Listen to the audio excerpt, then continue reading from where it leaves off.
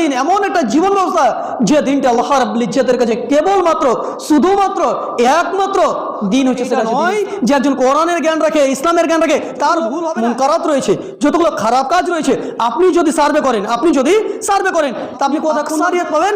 যারা আনএডুকেটেড, যারা শিক্ষিত না, যাদের জ্ঞান নেই, যাদের ইলম নেই, দুনিয়াবি জ্ঞানও নেই, আখিরাতের জ্ঞান নেই, কোরআনের জ্ঞান নেই, না কোরআনের জ্ঞান আছে, সেই লোকগুলোকে কোথায় পাবেন? মদের আড্ডাতে, তাসের। কিন্তু একজন আলিমে দ্বীনকে আপনি কখনোই পাবেন না যে সে জুয়ার আড্ডাতে বসে আছে, সে তাসের আড্ডাতে বসে আছে, সে মদের আড্ডাতে। আলহামদুলিল্লাহি রাব্বিল আলামিন والصلاة والسلام على آله وصحبه أجمعين أما بعد فإن خير الحديث كتاب الله وخير الهدي هدي محمد صلى الله عليه وسلم وشر الأمور محدثاتها وكل محدثات بدعة وكل بدعة ضلالة وكل ضلالة في النار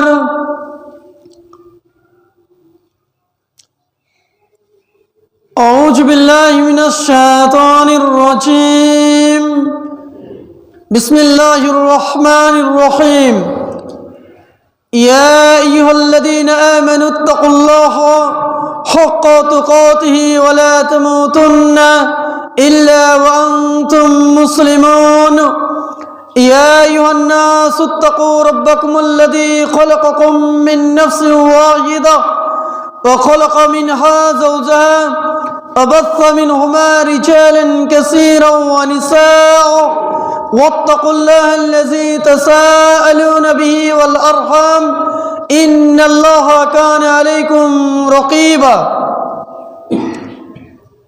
يا أيها الذين آمنوا اتقوا الله وقولوا قولا سديدا يصلح لكم أعمالكم ويغفر لكم ذنوبكم ومن يطع الله ورسوله فقد فاز فوزا عظيما أعوذ بالله من الشيطان الرجيم بسم الله الرحمن الرحيم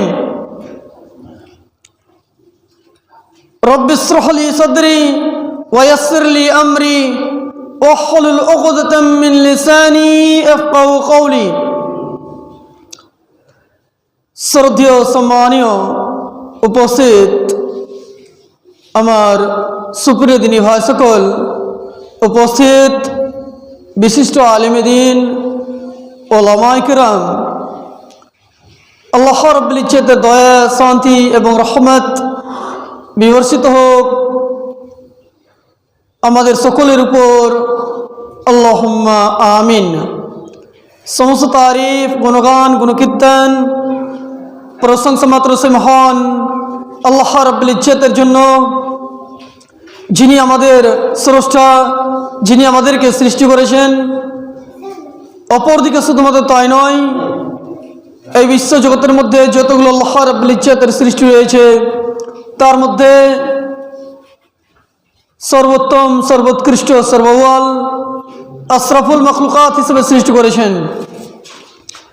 অপরদিকে শুধুমাত্র তাই নয়, এই বিশ্ব জগতের মধ্যে যতগুলো ছড়িয়ে ছিটিয়ে ধর্ম রয়েছে তার মধ্যে একমাত্র গ্রহণযোগ্য দিন, একমাত্র মনোনীত দিন, একমাত্র পছন্দীয় দিন ইসলামের মতো দিন দিয়েছেন, কোরআনের মতো বাণী দিয়েছেন এবং নবী মুহাম্মদ সাল্লাল্লাহু আলাইহি ওয়াসাল্লামের মতো নবীর উম্মতি বানিয়েছেন। সেই মহান আল্লাহ রাব্বুল ইজ্জতের আমরা সকলে সংক্ষিপ্ত প্রশংসা থাকি তিনারি শিখানো ভাষা দিয়ে আলহামদুলিল্লাহ। শান্তির ধারা বিবর্ষিত হোক বিগত নবীগণের উপর, বিশেষভাবে নবী মুহাম্মদ সাল্লাল্লাহু আলাইহি ওয়াসাল্লামের উপর, যে মুহাম্মদ সাল্লাল্লাহু আলাইহি ওয়াসাল্লাম দ্বীন ইসলামের প্রচার এবং প্রসারের জন্য অতীবময় কষ্ট, দুঃখ, ব্যথা, বেদনা সহ্য করে গেছেন। সেই মহামানব, মহানবী, বিশ্বনবী, রহমতুল লিল আলামিন, খাতামুন নবীন নবী মুহাম্মদ সাল্লাল্লাহু আলাইহি ওয়াসাল্লামের উপর শত কোটি শান্তির ধারা বিবর্ষিত হোক। আল্লাহুম্মা আমিন, আল্লাহুম্মা সাল্লি আলাইহি, আল্লাহুম্মা বারিক আলাইহি। সুপ্রিয় দিনী ভাই সকল, আজকে আপনাদের সামনে একটি চমৎকার এবং গুরুত্বপূর্ণ বিষয় নিয়ে আলোচনা করার ইচ্ছে রেখেছি। যদি আমার রব আল্লাহ রাব্বুল ইজ্জত আমায় তৌফিক দেন আমি যে বিষয়টি নিয়ে আলোচনা করব সে বিষয়টি হচ্ছে একটি অতীবময় গুরুত্বপূর্ণ বিষয়। যে আসলে দেখেন, ইসলামের যে নিয়ম এবং নীতি প্রণালী রয়েছে এবং আল্লাহ রাব্বুল ইজ্জত যতগুলো আমাদের সামনে নিয়ামত দান করেছেন, যতগুলো আমাদেরকে নিয়ামত দিয়েছেন, তার মধ্যে একটি বিশাল বড় নিয়ামত, যে নিয়ামতটা হচ্ছে দ্বীনে ইসলাম। সে নিয়ামতটা হচ্ছে দ্বীনে ইসলাম। আমাদেরকে ইসলামের মতো দিন দিয়েছেন। এই দিনটা এমন একটা দিন, যে যতটা এই দিনকে ফলো করবে, যে যতটা এই দিনকে মানবে, যে যতটা এই দিনকে দিনের প্রতি আমল করার চেষ্টা করবে, সে ততটা উন্নতমান হবে এই দুনিয়াতেও এবং তার জন্য আখিরাতেও সে লাভান্বিত হবে। বোঝার চেষ্টা করুন যে ইসলামকে যদি আমরা জানার চেষ্টা করি, আলেম ওলামাদের কাছে শেখার চেষ্টা করি, অবশ্যই আমরা যদি জানার পরে আমল করার চেষ্টা করলাম, অবশ্যই আমাদের জন্য কল্যাণ রয়েছে ইহকাল এবং পরকালে। যেহেতু আল্লাহ রাব্বুল ইজ্জত সূরা নিসার মধ্যে বলছেন, সূরা নম্বর 4 আয়াত নম্বর 134 নম্বর আয়াতে আল্লাহ রাব্বুল ইজ্জত বলছেন যে, হে পৃথিবীর মানুষেরা, তোমরা শুধুমাত্র এই দুনিয়াতে যে অর্জন করছো, এই পার্থিব জীবনে যা তুমি ইনকাম করছো, শুধু তুমি এইটা জিনিসের প্রতি তুমি ছুটে বেড়াচ্ছ। কিন্তু আমি তো রব, আমি তো আল্লাহ। যদি তুমি চাও যে এই দুনিয়াতেও কিছু করব এবং আখিরাতের জন্য কিছু পুঁজি তৈরি করব, তবে অবশ্যই আমি তোমাকে দেব। কথা বোঝার চেষ্টা করুন। আল্লাহ রাব্বুল ইজ্জত বলছেন যে তোমাদের জন্য সব, শুধু তোমরা এই দুনিয়ার জন্য জিহাদ করবে, এই দুনিয়ার জন্য ছুটাছুটি করবে, জি না, বরঞ্চ আল্লাহ রাব্বুল ইজ্জত বলছেন যে তোমরা এই দুনিয়ার সাথে সাথে আমি তোমাদের রব, আমি তোমাদের আল্লাহ, আমার কাছে আখিরাতের জন্য তোমরা চাও। আখিরাতের জন্য, কবরের জন্য তোমরা প্রস্তুতি নাও। তোমরা আখিরাতের জন্য, ইয়াউমুল আখিরা, এই দিনের জন্য তোমরা কিছু করে নাও। আজকে দেখেন, আমরা সকাল থেকে সন্ধ্যা পর্যন্ত এই দুনিয়াকে কিভাবে সাজাবো, এই দুনিয়াকে কিভাবে আমরা রঙে রঙ্গিত করব, এর জন্য আমরা অনেক চেষ্টা করি। কিন্তু আল্লাহ বলছেন যে আমি তোমাদের রব, আমি তোমাদের মালিক, যে তোমাদেরকে ইহকালে মানে পার্থিব জীবনও দেবো এবং তোমাদের আখিরাতও দেবো। তোমরা আমার কাছে দুটা জিনিসই চাও। কিন্তু আজকে মানুষ দেখেন, এই দুনিয়ার জন্য ছুটাছুটি করি, কিন্তু আল্লাহ রাব্বুল ইজ্জত এই দুনিয়ার সাথে সাথে আখিরাতেরও মালিক, আখিরাতেরও আপনাকে দিবার জন্য প্রস্তুত রয়েছে। তবে আমাকে আপনাকে তার জন্য কিছু নিয়ম নীতি প্রণালীকে মেনে নিতে হবে। প্রথম কথা হচ্ছে যে ইসলাম যে এত চমৎকার দিন, এত সুন্দর দিন, যে দিনের মধ্যে আল্লাহ রাব্বুল ইজ্জত কোনো জিনিসের কমি রাখেননি।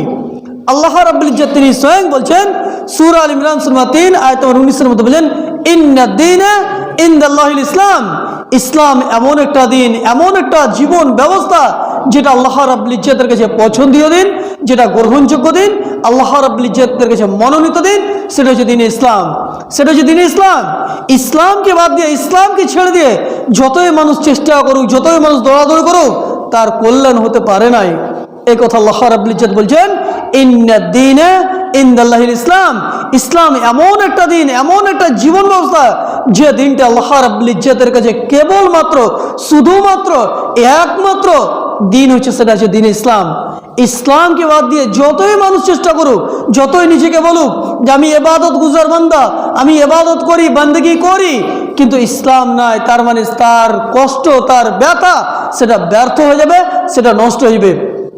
সুপ্রিয় দিনী ভাই, আমি যে কথাটা আপনাদেরকে বুঝাতে চাইছি যে দেখেন, ইসলামকে আমরাকে মানতেই হবে, কিন্তু মানার পূর্বে আমাদেরকে জানতেও হবে। শুধু আমি আপনি সকাল থেকে সন্ধ্যায় আড্ডা পিটিয়ে যাচ্ছি, দোকানে আড্ডা দিচ্ছি এবং ইসলামকে মানার চেষ্টা করছি, নিজের জজবাতে মানছি, এটা কিন্তু আপনার জন্য কল্যাণকর হতে পারে না।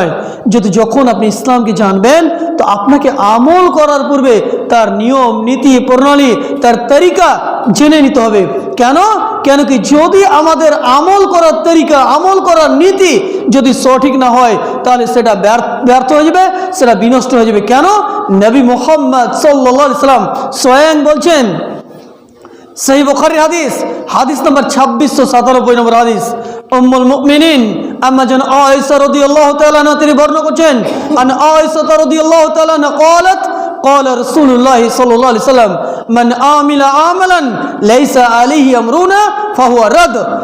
উম্মুল মুমিনিন আম্মা জান আয়েশা রাদিয়াল্লাহু তাআলা আনহা তিনি বর্ণনা করছেন যে নবী মুহাম্মদ সাল্লাল্লাহু আলাইহি সাল্লাম বলেছেন, যে ব্যক্তি এমন আমল করলো, কোন ব্যক্তি এমন আমল করলো যে আমল আমি নবী মুহাম্মদ সাল্লাল্লাহু আলাইহি সাল্লাম বলি নাই, সমর্থন করি নাই, আদেশ করি নাই, সেটা হবে ফাহুয়া রাদ, সেটা বাতিল, সেটা ক্যান্সেল হয়ে যাবে।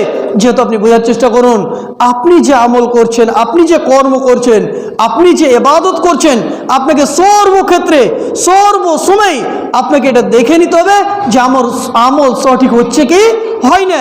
যদি না হয় তাহলে সেটা কিন্তু আপনার ব্যর্থ হয়ে যাবে, সেটা আপনার বৃথা হয়ে যাবে। সুপ্রিয় দিনী ভাই, চলেন বোঝার চেষ্টা করি। একজন বিশিষ্ট আলেম দ্বীন, একজন বিশিষ্ট ইমাম মোহাম্মদ বিন আব্দুল ওয়াহাব, একজন বিশিষ্ট ইমাম, বিশিষ্ট ইসলাম চিন্তাবিদ, তিনি কয়েকটি বই লিখেছেন, যেমন কিতাবুত তাওহীদ, উসুলুস সালাসাহ এবং অনেকগুলো বই লিখেছেন। তার মধ্যে আমি যে কথাটা আপনাদেরকে বুঝাতে চাইছি যে মোহাম্মদ বিন আব্দুল ওয়াহাব রাহিমাহুল্লাহ যে বইটা লিখেছেন উসুলুস সালাসাহ, ইসলামের তিনটি উসুল, এবং সেই উসুল তিনি লিখতে যে প্রথম যে কথাটা বলেছেন যে একজন মুসলিমকে ইলম অর্জন করতে হবে, এটা বাধ্য, সে বাধ্য যে ইলম অর্জন করবে। যদি ইলম না অর্জন করে, জ্ঞান অর্জন যদি না করে, তাহলে সে সঠিক হতে পারে নাই। কথাটা বোঝার চেষ্টা করুন। আমিও সাজদা করছি, আপনিও সাজদা করছেন, এবং একজন জ্ঞানী মানুষ যারা কোরআন হাদিস বুঝে তিনিও ইবাদত করছেন। তিনার মনে যে যতটা আনন্দ সে পায়, আপনার মতো আমার মতো যারা ইলমবিহীন, আমরা ইলমকে বুঝি না, ইলম জানার চেষ্টা করি না, আমরা ততটা আনন্দ পাবো না। কেন কি ইলম যদি আপনার মধ্যে থাকে, জ্ঞান যদি থাকে, তাহলে আপনি ইবাদত করে আপনি আনন্দ পাবেন, আপনার মধ্যে তৃপ্তি আসবে, আপনি আনন্দ উঠাতে পারবেন। কেন কি আল্লাহ রাব্বুল ইজ্জত স্বয়ং সূরা মুহাম্মদ সূরা 47 আয়াত নম্বর 19 মধ্যে বলছেন, কি বলছেন? ফাআলাম আন্নাহু লা ইলাহা ইল্লাল্লাহ ওয়াস্তাগফির লিযামবিক আলাল মুমিনিনা ওয়াল মুমিনাত। আল্লাহ রাব্বুল ইজ্জত স্বয়ং বলছেন তোমরা জ্ঞান অর্জন করো।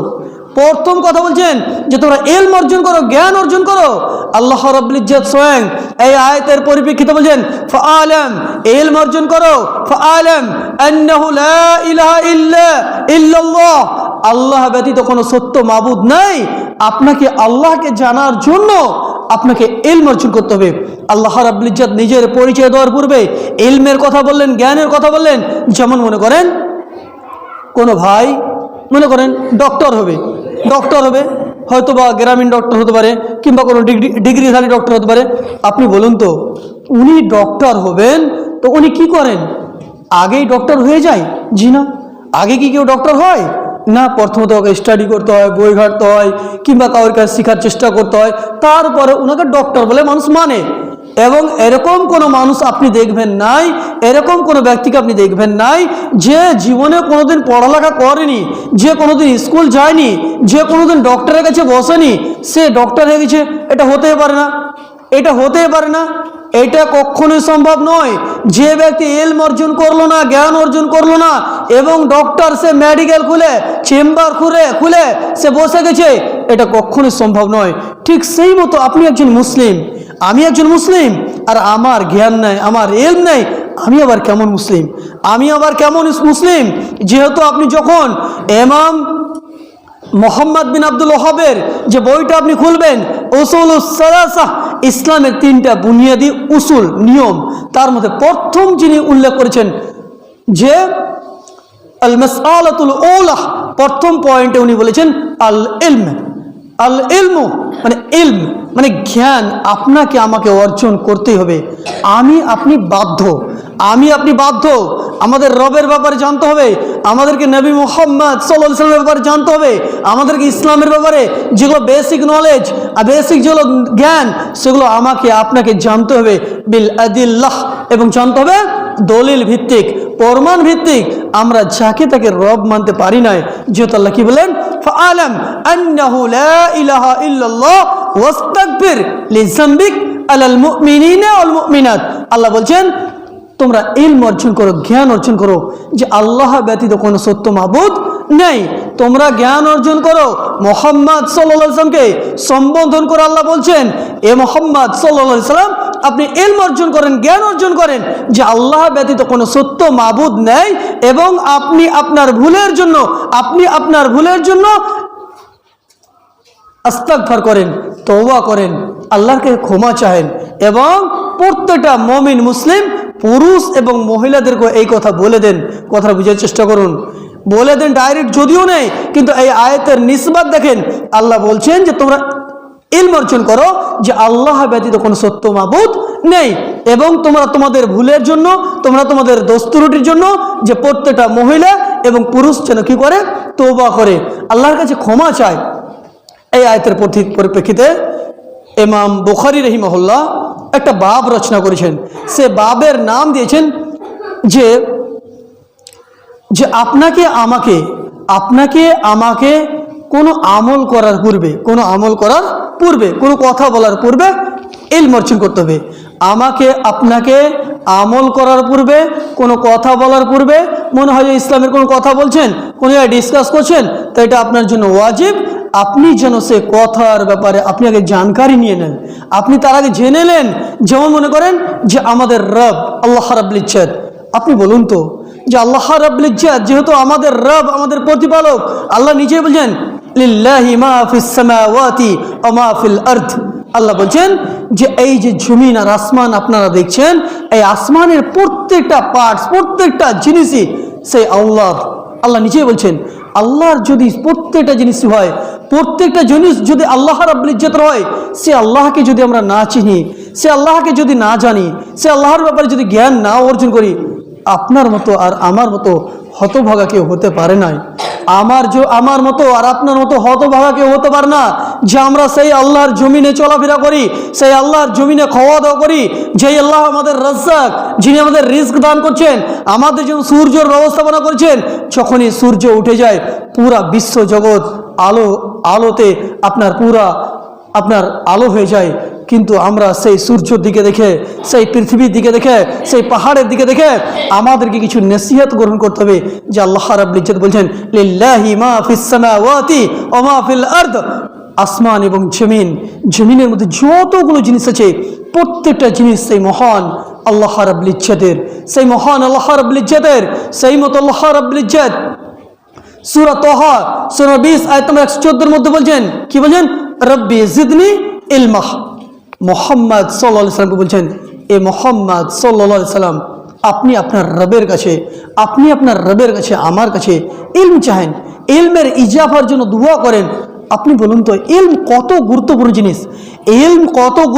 জিনিস, যে আপনি একজন মানুষ, আমি একজন মানুষ, একজন আলেমে দ্বীন একজন মানুষ, কিন্তু যিনারা ইলমওয়ালা, যারা জ্ঞান রাখেন, শরীয়তের জ্ঞান রাখেন, ইসলামের জ্ঞান রাখেন, তাদের মধ্যে এতটাই পার্থক্য যেমন দিন এবং রাতের মধ্যে পার্থক্য। দিন যখন আপনার শেষ হয়ে যায়, রাত্রি যখন এসে যায়, তখন পুরা আপনার এরিয়া, পুরা আপনাদের সেই বিশ্ব অন্ধকার হয়ে যায়। ঠিক সেই মতো, এবং যেমন সূর্য উঠে যায়, সূর্য উদয় হয়, পুরা আলো হয়ে যায়, ঠিক সেই মতো একজন ইলমওয়ালা নিজের জীবনে নূর জ্যোতির সঙ্গে সেই জড়িত, এবং ইলমবিহীন একটা অন্ধকারের মতো। যেহেতু আল্লাহ রাব্বুল ইজ্জত নবী মুহাম্মদ সাল্লাল্লাহু আলাইহি সাল্লামকে যে কথা বললেন, এ মুহাম্মদ সাল্লাল্লাহু আলাইহি সাল্লাম রব্বি জিদনি ইলমা, এ মুহাম্মদ সাল্লাল্লাহু আলাইহি সাল্লাম আপনি আমার কাছে ইলম চাহেন, আপনি আমার কাছে জ্ঞান চাহেন, আপনি আমার কাছে জ্ঞানের জন্য, ইলমের জন্য দোয়া করেন। এখান থেকে বুঝতে পারা যাচ্ছে যে আমরা এই দোয়াটাকে বেশি বেশি করে করব। আমাদের ছেলে মেয়েদেরকে এই দোয়া করতে বলবো যে আমার ছেলে, এ আমার সন্তান, এ আমার পুত্র, আর তুমি এই দোয়াকে বেশি বেশি করে করো, আল্লাহর কাছে ইলম চাও, জ্ঞান চাও। যেমন মনে করেন যে দেখেন যে ইলমের কতটা প্রয়োজন রয়েছে, আপনি একটু ভেবে দেখুন।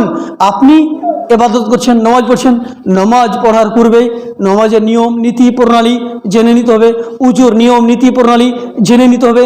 যদি মনে করেন যেগুলো ফরজ রয়েছে, উজুর ফরজ রয়েছে, নামাজের ফরজ রয়েছে, যেগুলো করতেই হবে যদি সেগুলোর মধ্যে আপনার কোনো জায়গায় কমি থেকে যায়, সেটা ফল্ট হয়ে যায়, তাহলে সে নামাজ তো আপনার কবুল হবে না, সে উজু তো আপনার হচ্ছে না। তাহলে আপনাকে আমাকে ইলম অর্জন করতে হবে, আপনি বাধ্য ইলম অর্জন করতে বাধ্য। যেমন মনে করেন আপনি হয়তো একটা সফর করছেন, আপনি একটা সফরে কোন জায়গায় যাচ্ছেন, তার জন্য আপনি কী করেন, অনেকগুলো সামান নিয়ে এলেন, তা সেই রাস্তার জানকারি নিয়ে এলেন, এবং আপনার যে জায়গা যাওয়ার, যে জায়গা আপনি যাবেন, সেই জায়গার আগে আপনি কি করবেন, তার ব্যাপারে জানকারি নেবেন, তার আগে জানকারি লওয়ার চেষ্টা করবেন, জ্ঞান অর্জন করবেন। আপনি তার কাছে জানতে চেষ্টা করবেন যে সেখানে গিয়েছে কিংবা সেখানকার ব্যাপারে জ্ঞান রাখে, তার কাছে আপনি বসে বসে শিখবেন। যদি মনে করেন না শিখেন, মনে করেন হয়তো আপনি কলকাতা যাবেন, আপনার পয়সাও গেল, আপনার সময় গেল, আপনি ট্রেনও ধরলেন, কিন্তু ট্রেন কোন রুটে যাবে, কোনটা ট্রেনে চড়তে হবে, কয়টার সময় ট্রেন আছে, যদি আপনি এই জ্ঞানটা না রাখেন, আপনি ট্রেনও রয়ে গেছেন, আপনি পয়সাও দিয়ে দিয়েছেন। আপনি বলুন তো, আপনি কি আপনার গন্তব্যস্থানে যেতে পারবেন? আপনি কি আপনার গন্তব্যস্থানে, আপনি যেখানে যাওয়ার জন্য বাড়ি থেকে বের হয়েছেন, আপনি কি যেতে পারবেন? জি না, কখনো সম্ভব নয়। যেহেতু আপনার এটা উচিত ছিল, আপনার টিকিট কাটার পূর্বে, পয়সা খরচ করার পূর্বে, বাড়ি থেকে বের হওয়ার পূর্বে যে জায়গা আপনি যাওয়ার ইরাদা করেছেন, হয়তো বা কলকাতা, মুম্বাই কিংবা হজের উদ্দেশ্যে সৌদি যাওয়ার আপনি রওনা করেছেন, আপনাকে প্রথমত সে ব্যাপারে জ্ঞান অর্জন করতেই হতো। যদি আপনি সেখানে যেতে চাইছেন, ঠিক সেই মতো আপনি একটি ইবাদত করছেন, নামাজ পড়ছেন, উজু করছেন, ইসলামকে ফলো করছেন, তবে ফলো করার পূর্বে তার আগে আপনাকে জ্ঞান অর্জন করতে হবে, আপনাকে ইলম অর্জন করতে হবে। এবার কথা হচ্ছে যে আমরা তো আমাদের বয়সে গেছে, আমরা ইলম অর্জন করবো কোনখান থেকে, আমরা কোথা থেকে ইলম অর্জন করব? দেখেন এখানে, দেখেন বয়সটা মেন ম্যাটার না, আপনার চেষ্টাটাই হচ্ছে বড় বিষয়, আপনার চেষ্টাটাই হচ্ছে বড় বিষয়। আপনি হয়তো বা কোনো একটা দোয়া শিখছেন, কোনো একটা দোয়া শেখার চেষ্টা করছেন, উজুর তরিকা। দেখেন আমাদের সমাজে আমরা কত হতভাগা যে আমরা যখন কাউকে নমাজের দাওয়াত দিই, যে দাদা আপনি নামাজ কেন পড়বেন না, নামাজ পড়ুন, কিন্তু উনি নামাজ ধরে নিলেন, কিন্তু কত দুর্ভাগ্যর বিষয় ভেবে দেখুন, সে নামাজ ধরে নিল, কিন্তু সে ব্যক্তি আর এইটাই জিজ্ঞাসা করলো না যে ভাই আমি তো নামাজ পড়বো, আমি জীবনে পড়িনি, আজকে তো আমি নামাজ ধরবো, তোর উজুটা কীভাবে করবো একটু দেখেলেন তো, কিংবা কোনো একটা আলেমকে, ইমাম সাহেব দেন তো, আমি এক বন্ধা পানি নিলাম, আমি উজু করছি, উজুর তরিকাটা হচ্ছে কি হয় না, উজুটা সঠিক হচ্ছে কি হয় না, আমরা এর প্রতি গুরুত্ব দিই নাই। কিন্তু এটা অতীবময় কষ্টকর এবং দুঃখজনক। যেমন মনে করেন একটি গাড়ি আছে, মনে করেন গাড়ি আছে, মনে করছে চেকা আপনার বলো গাড়ি রয়েছে, তাতে পেট্রোলের প্রয়োজন আছে, কিন্তু পেট্রোলের প্রয়োজন আছে, কিন্তু সেটাতে আপনার জন্য যথেষ্ট না, যতক্ষণ পর্যন্ত সে গাড়ির একজন যথেষ্ট জ্ঞান রাখবে, সে ড্রাইভার যদি না হয়, তাহলে সে গাড়ির কোনো দাম হতেই পারে না, আপনার সফরে আপনি যেতেই পারেন না। যতক্ষণ পর্যন্ত আপনি ড্রাইভ না করতে পারবেন, যতক্ষণ পর্যন্ত আপনি চালক না হবেন, ততক্ষণ পর্যন্ত আপনার গাড়ি কোনো কাজে আসতে পারে নাই। যদিও আপনি অনেক টাকা দিয়ে ক্রয় করেছেন, আপনি হয়তো পেট্রোলও ভরেছেন, আপনার গাড়ির প্রত্যেকটা পার্টস সঠিক আছে, কিন্তু আপনি ড্রাইভিং জানেন না, গাড়ি চালাতে জানেন না, তাহলে বলুন তো সে গাড়ি কি আপনার সফরের কোনো কাজে আসবে? সে গাড়ি কি কোনো সফরের কাজে আসবে? জি না। ঠিক সেই মতো আপনি ইবাদত করছেন, বন্দেগি করছেন, দাসত্ব করছেন, কিন্তু আপনার যদি সেই দাসত্বের মধ্যে, আপনার ইবাদতের মধ্যে তরিকা, নিয়ম নীতি যদি সঠিক না হয়, তাহলে আপনি বলুন তো আপনার ইবাদত কি, আপনার বন্দেগি কি আল্লাহ রাব্বুল ইজ্জতের দরবারে গ্রহণযোগ্য হবে? জি না। কেন কি নবী মুহাম্মদ সাল্লাল্লাহু আলাইহি ওয়াসাল্লাম যে কথাটা বললেন যে মান আমিলা আমালান লাইসা আলাইহি আমরুনা ফাহুয়া রাদ, এমন ব্যক্তি ইবাদত করলো, বন্দেগি করলো, দাসত্ব করলো, কিন্তু ওই ইবাদত বন্দেগি আমি নবী মুহাম্মদ সাল্লাল্লাহু আলাইহি ওয়াসাল্লাম বলি নাই, সমর্থন করি নাই, আদেশ দিই নাই, সেটা কি হবে? ফাহুয়া রাদ, সেটা ক্যান্সেল হয়ে যাবে, বাতিল হয়ে যাবে। সুপ্রিয় ভাই সকল, আমি আপনাদেরকে এটাই পেগাম দিতে চাইলাম যে আপনাদের ছোট ছোট ছেলেদেরকে দ্বীনের জ্ঞান দেন, কোরআনের জ্ঞান দেন। কোরআন হচ্ছে রশ্মি, কোরআন হচ্ছে আলো, কোরআন হচ্ছে নূর। যখন আপনার ছেলের মধ্যে কোরআনের জ্ঞান থাকবে, ইসলামের জ্ঞান থাকবে, সে কখনোই বড় ভুলের সঙ্গে জড়িত হতে পারে নাই। তার মানে এইটা নয় যে একজন কোরআনের জ্ঞান রাখে, ইসলামের জ্ঞান রাখে, তার ভুল হবে না, এটা বের হতে পারে না। হ্যাঁ, মানুষ ভুল করবে, ভুল হবে, এটা হতেই পারে, কিন্তু এমন একটা বড় ভুল করবে যেটা সাধারণ মানুষ যে ভুলটা করে থাকে, সেটা কিন্তু আপনার আলেম বর্গদের মধ্যে এটা পাবেন না। যেমন মনে করেন আরেকটি কথা বলি, যে দেখেন আমাদের সমাজে আমাদের সমাজে যতগুলো মন্দ কাজ রয়েছে, যতগুলো মুনকারাত রয়েছে, যতগুলো খারাপ কাজ রয়েছে, আপনি যদি সার্ভে করেন তা আপনি কোথায় কোন মানুষগুলোকে পাবেন? আপনি আকসারিয়ত পাবেন যারা আনএডুকেটেড, যারা শিক্ষিত না, যাদের জ্ঞান নেই, যাদের ইলম নেই, দুনিয়াবি জ্ঞানও নেই, আখিরাতের জ্ঞান নেই, কোরআনেরও জ্ঞান নেই, না আপনার দুনিয়াবি জ্ঞান আছে, না আপনার কোরআনের জ্ঞান আছে। সেই লোকগুলোকে কোথায় পাবেন? মদের আড্ডাতে, তাসের আড্ডাতে, জুয়ার আড্ডাতে। কিন্তু একজন আলিমে দিনকে আপনি কখনই পাবেন না যে সে জুয়ার আড্ডাতে বসে আছে, সে তাসের আড্ডাতে বসে আছে, সে মদের আড্ডাতে বসে আছে। সুপ্রিয় দিনী ভাই, আমি আপনাদেরকে এটাই পেগাম দিতে চাইলাম যে দেখেন, এলম অর্জন করুন, জ্ঞান অর্জন করুন। যদি হচ্ছে আপনার বয়স হয়ে গেছে, আপনার 30 বছর বয়স, 40 বছর বয়স, 50 বছর বয়স, আপনি তো এটা আল্লাহকে বলতে পারবেন, আল্লাহকে আমি তো চেষ্টা করেছিলাম, আমি তো শেখার চেষ্টা করেছিলাম। আপনার তো এটা একটা বাহানা হবে যে আমি তো চেষ্টা করেছিলাম। আর আপনার এই চেষ্টাটাও এক প্রকারের ইবাদত। কেন? যে ইলম অর্জন করার চেষ্টা করছেন কার জন্য?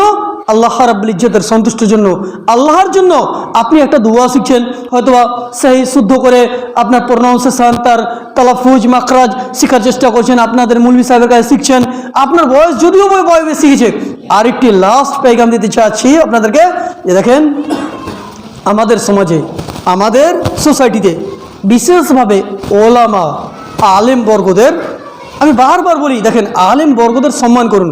যদিও কোনো বিষয়ে আপনার সঙ্গে ইখতিলাফাত হয়ে আছে, কোনো বিষয়ে হয়তো বা মতভেদ রয়েছে, মতপার্থক্য রয়েছে, কিন্তু আপনি দিনের জন্য, দিনের খাতিরে, দিনের চর্চার জন্য আপনি আলেম বর্গদের সম্মান করুন। কেন কি আলেম বর্গদের, আমি সত্যি বলি, একজনের কথা বলি, আমি সত্যি কোনো বিষয়ে ওনার সঙ্গে দুটো কথা হয়েছিল কোনো সময়, ঠিক আছে। আমি একদিন একটা মাদ্রাসা গেলাম, সে মাদ্রাসার উনি হচ্ছেন প্রধান শিক্ষক, কথা বলে চেষ্টা করবেন, প্রধান শিক্ষক। তো উনার সঙ্গে আমার কোনো বিষয়ে মতভেদ ছিল, হয়তো বা কোনো বিষয় নিয়ে, বা আমার পার্সোনাল আপনাকে প্রকাশ করছি না কোনো বিষয়ে, কিন্তু আমার উনি খুতবাও শুনেছেন। এবং একদিন আমি অনেক দিন আগে, প্রায় বিগত 4 বছর পূর্বে, সংগ্রামপুর আপনার ওখানে একটা জালসা হয়েছিল, সেখানে আমি বক্তব্য রেখেছিলাম এবং উনি সভাপতি হিসাবে ছিলেন। এবং উনি এখন বর্তমানে একটি মাদ্রাসার শিক্ষক, ভালো মাদ্রাসার, মানে আপনার প্রসিদ্ধ মাদ্রাসা। আমি একদিন বিশেষ কারণে গেলাম, যাওয়ার পরে দেখেন উনার আখলাক, চরিত্র আমি এখানে দেখার পর আমি চিন্তায় পড়ে গেলাম যে একজন আলেমের ব্যবহার এত চমৎকার, যেটা আমি ভাবতেই পারিনি, অনুভবই করতে পারিনি। আপনি বোঝার চেষ্টা করুন যে একজন আলেম যে কত সৃষ্টি, আপনার কত যা ভদ্র হয়, সেটা আমি সেদিনই অনুভব করেছি। আমি গেলাম, যাওয়ার পরে হাতটা ধরে বলছেন যে মাহবুর বসেন। বসার পরে চা পান করার পরে নিজের পার্সোনাল রুমে নিয়ে গেলেন। নিয়ে যাওয়ার পরে বসালেন, কিছু গল্প করলেন, কিছু কথা বললেন, আমাকে জিজ্ঞাসা করলেন, হ্যাঁ মাহবুর ভালো আছেন তো? আরও কিছু জিজ্ঞাসা করলেন। তারপরে আমি বললাম জি আলহামদুলিল্লাহ ভালো আছি। আরও কিছু জিজ্ঞাসা করার পরে যখন আমি মাদ্রাসা থেকে বাড়ি আসছি, আমার সাথে সাথে উনিও তার রুম থেকে বাইরে চলে এলো। আসার পরে আমাকে বলছেন যে মাহবুর একটু ভালোভাবে যাবে। নিজের আরও কিছু জিজ্ঞাসা করলেন যে কীভাবে এসছেন, গেট পর্যন্ত আপনাকে বাইর করা পর্যন্ত আমার সাথে সাথ দিলেন। আপনি বলুন তো, একজন আলেম এত ভদ্রতা উনি আমার সামনে দেখিয়েছেন, যেটা আমি জীবনে অনুভব করিনি। এখান থেকে আমি বুঝতে পারলাম যে যিনারা কোরআন এবং হাদিসকে বুঝে, যাদের মধ্যে মুহাম্মদ সাল্লাল্লাহু আলাইহি ওয়াসাল্লামের আদর্শ রয়েছে, যাদের মধ্যে মুহাম্মদ সাল্লাল্লাহু আলাইহি ওয়াসাল্লামের জীবনী রয়েছে, তিনাদের আখলাক, চরিত্র এত সুন্দর, এত ভালো, যেটা আমি সেদিনকে বুঝতে পেরেছি। এবং সেদিনই আমি নিজে ভেবেছি যে একজন আলেমের যে চরিত্র, একজন আলেমের যে ব্যবহার এত ভালো হয়, যেটা আমি জীবনে অনুভব করিনি।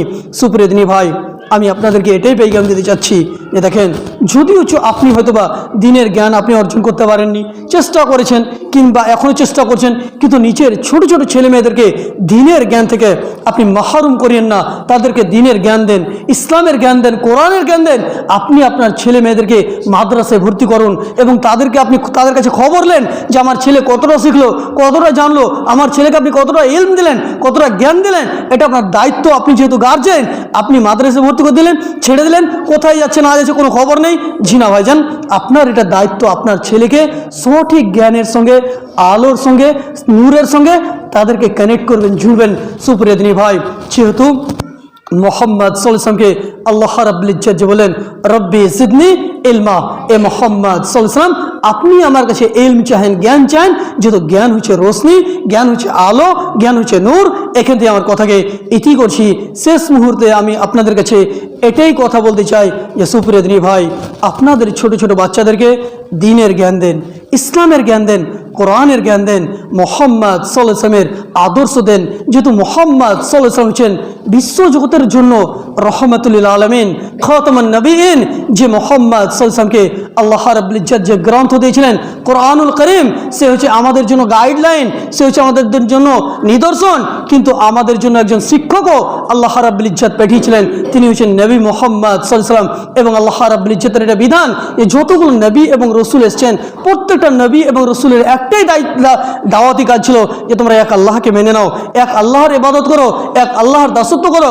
যখন নবী মোহাম্মদ সাল্লাল্লাহু আলাইহি ওয়াসাল্লামের বয়স যখন 40 বছর হয়ে গেল, যখন নবুয়তি দোয়া হলো, তখন মোহাম্মদ সাল্লাল্লাহু আলাইহি ওয়াসাল্লাম মক্কাবাসীদেরকে বলেছিল, এই আমার মক্কাবাসী, এই আমার সাথীবর্গ, যারা নবী সাল্লাল্লাহু আলাইহি ওয়াসাল্লামের সঙ্গে যারা ছিলেন, তখন প্রথম পেগাম দিয়েছিলেন যে তোমরা এক আল্লাহকে মেনে নাও, এক আল্লাহকে মেনে নাও, এক আল্লাহর ইবাদত করো।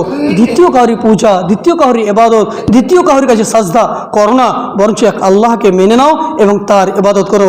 শেষ মুহূর্তে আল্লাহর কাছে দোয়া করি, আল্লাহ গো প্রথমত আমাকে ইসলামের সঠিক ইলম অর্জন করার সাথে সাথে তার প্রতি আমল করার তৌফিক দান করেন, আল্লাহুম্মা আমিন।